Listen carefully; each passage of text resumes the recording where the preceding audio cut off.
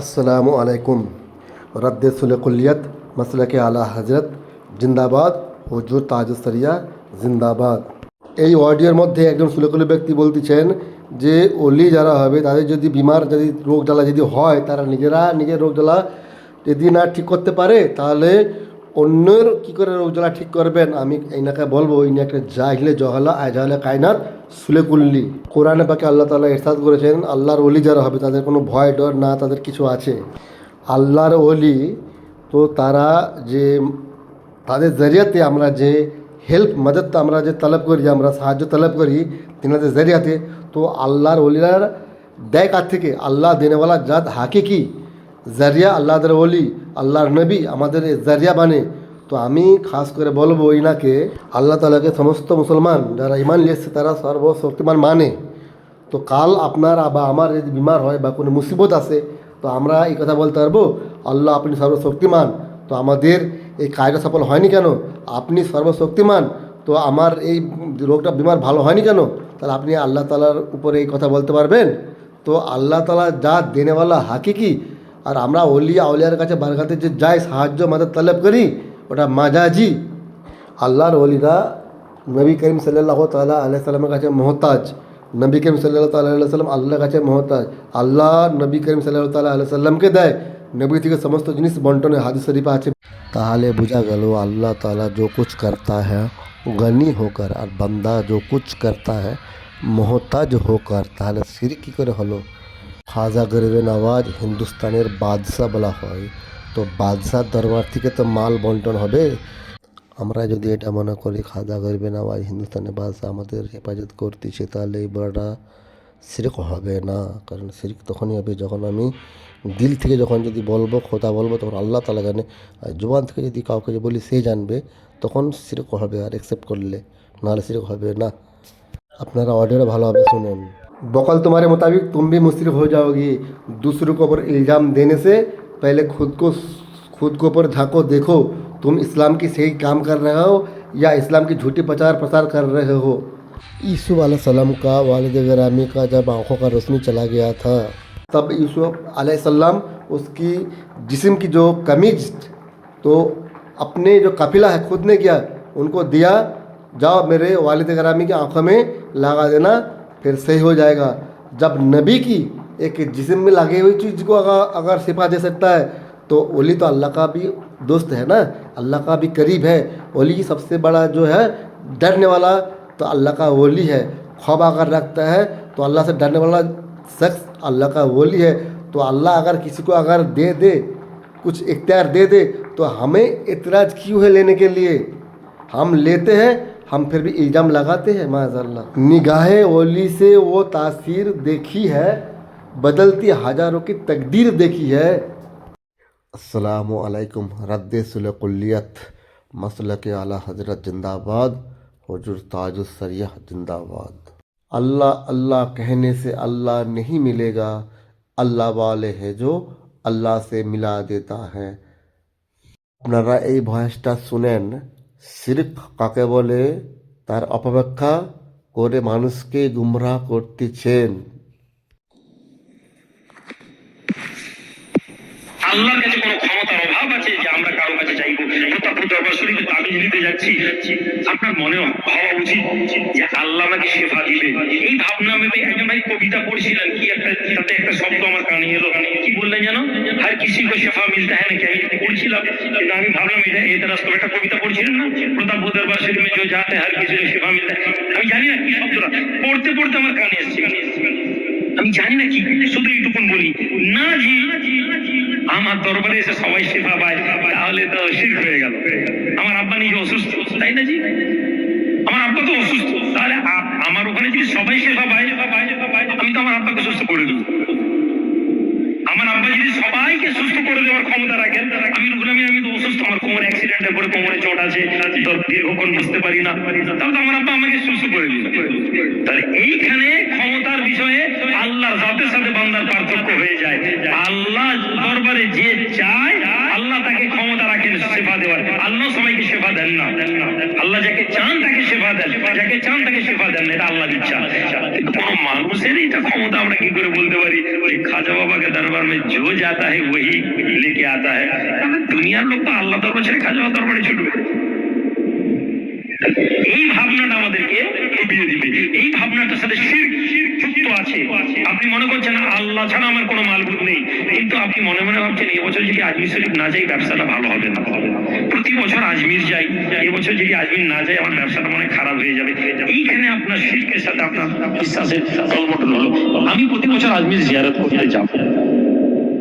এই অডিওতে উনি বলতেছেন আল্লাহ তাআলার दरबारे কোনো জিনিসেরই কমি নেই। बेशक आप अगर यकीन करते हो तो खाजा गरीब नवाज की दरबार में जो जाता है वही लेके आता है। अगर ये कहने वाला शिरक किया और माज़अल्लाह शिरक का मतलब इस्लाम से बाहर यानी मुशरिक हो गया माज़अल्लाह। इस तरह ये जुमला कहने वाला अगर शिरक हो जाएगा, मैं इनको चैलेंज करता हूँ इसका हवाला दे। ज़िंदगी ख़त्म हो जाएगी, ये हवाला दे नहीं पाएंगे। इस तरह अगर बकल उनके मुताबिक ये जुमला कहने से शिरक हो जाएगा, वो कभी हवाला दे नहीं पाएंगे।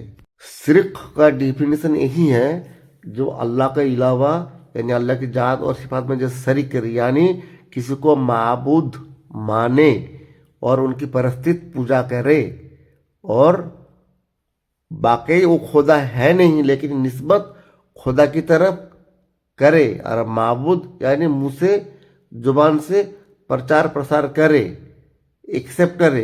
एक तो मालूम चलता है जो गैर मुस्लिम वो अल्लाह के अलावा दूसरे को माबूद मानते हैं, उनकी परस्तित करते हैं, उनकी पूजा करते हैं, तो ये हुआ मुशरिक। ये शिरक का डिफिनेशन। और उनसे मदद तलब करना जो अल्लाह के अलावा जो कुछ अल्लाह ने कुरान शरीफ के अंदर इरशाद फरमाया वो तुम्हारी मदद नहीं कर सकता, वो तुम्हारा मदद नहीं कर सकता, तो उनसे मदद मांगना तो ये हुआ कुफर। আমরা আল্লাহর অলির কাছে আমরা মদদ সাহায্য তলব করতে পারবো, আল্লাহর অলির কাছে আমাদের পেরেশানি আমরা আর্জ করতে পারবো। আল্লাহর অলির কাছে যদি আমরা বলি যে আমার সন্তান হয়নি বা আমি বিপদে আছি, ইয়া গস আল মদদ ইয়া খাজা গরিবে নওয়াজ আল মদদ যদি বলি তো আমরা মুশরিক হব না বকল উনার মোতাবিক। তাহলে মাযাল্লাহ দুনিয়াতে আর একটা মুসলমান থাকবে না। আমি এই বিষয়ে আমি হাদিস শরীফ এবং কোরআনের আয়াত দিয়ে প্রমাণ করব। আমি কিছু আকাইলে দলিল পেশ করতেছি আর আমি কোরআন হাদিস থেকে এখান থেকে স্ক্রিনশট দেব, আপনারা পড়ে নিশ্চয় বুঝতে পারবেন। কিন্তু আপনারা একটু ভাবুন তো, সূরজ যে তার নিজের রোশনি সে চাঁদকে দেয়, কেউ বলে না চাঁদ তার পূজারী। এবং যে সমুদ্রের পানিতে সবজি যদি চাষ করা হয় তো সবজি নষ্ট জলে ছারকার হয়ে যাবে, কেন খারা পানি, সমুদ্রের পানিতে চাষ হবে না। সেই পানি বাষ্প হয়ে উপরে গিয়ে ফিল্টার হয়ে আবার যখন বাপস যখন নিচে যখন এসে পড়ে সে পানিতে যখন চাষ হয়, তো কেউ এই কথা বলে না সেই জমিন বা সেই সবজি সেই পেড় সেই পানির পূজারী, কেউ বলে না। আর হাওয়া মানুষের জরুরি, সমস্ত জিনিস হাওয়ার দ্বারাই টিকে আছে। হাওয়া না থাকলে তো সবজি কেন মানুষও বাঁচবে না। শ্বাস তো নেওয়া আর শ্বাস ছাড়া তো দুটো হবে না, তো হাওয়া জরুরি। তাহলে কেউ বলে না যে মানুষ হাওয়ার পূজা করে, কেউ পূজারি বলে না। তাহলে এখানে জিসমানি ক্ষেত্রে যদি সাহায্য দুনিয়াতে যদি বাঁচতে হয় সমস্ত জিনিসের সাহায্য নিতে হয়, তাতে কেউ পূজারি বা মুশরিক বলে না।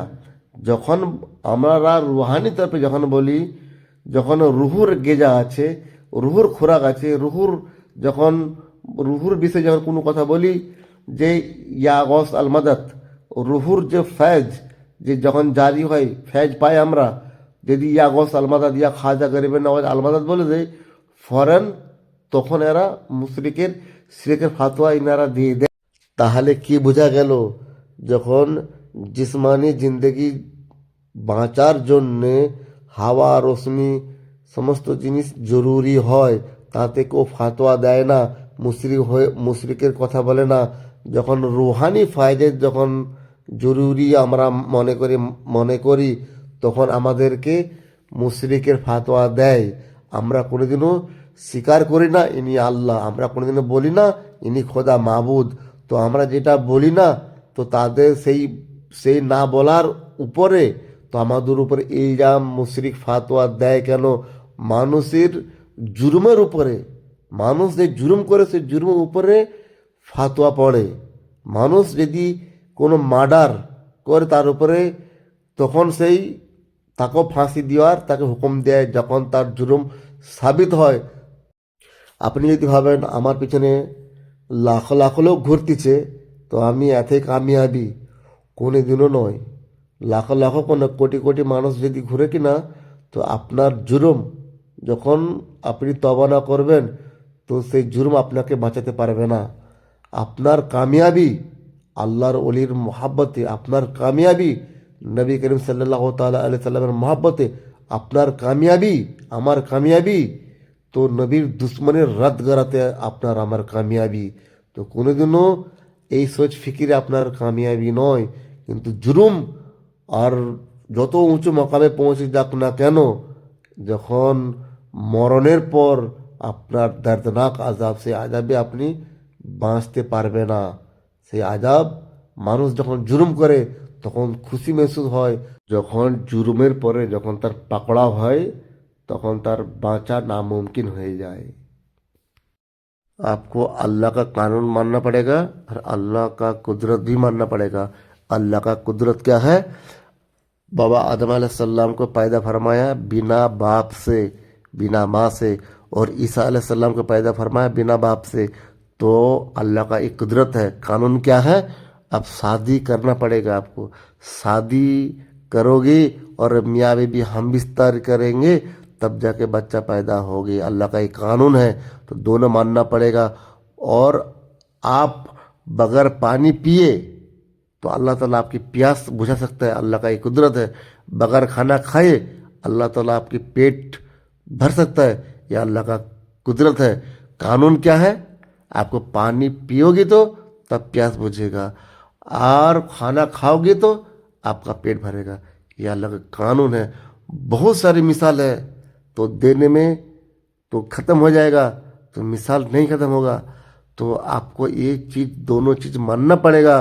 तो रब की बारगाह में हम हाथ उठाते हैं दुआ के लिए, और हाथ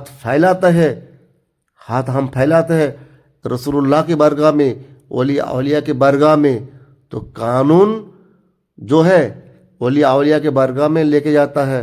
तुमने ऑडियो में कहा था जो ख्वाजा गरीब नवाज की दरबार में जो जाता है वही लेके आता है, तो फिर अल्लाह की दरबार को छोड़कर सब वहाँ फिर चला जाएंगे। माज़ल अस्तगफिरुल्लाह। हमें तो बहुत कुछ मिली है, सबसे बड़ी कीमती चीज़ वो है ईमान। और अल्लाह का वली की बरगाह से जाने से हमारा ईमान सलामत रहता है, उनसे निस्बत रखने से हमारा ईमान सलामत रहता है। इससे बड़ी चीज़ और क्या हो सकता है? দলিল বহুত আছে, তোমাদের ঘরের কিতাব আশরাফ আলী থানভীর কিতাব থেকে দলিল দিতে পারবো, তবে ভয়েসে যদি বলি অনেক লম্বা হয়ে যাবে। তবে আমি স্ক্রিনশট দিচ্ছি, সেই স্ক্রিনশটে আপনারা পড়লে বুঝতে পারবেন।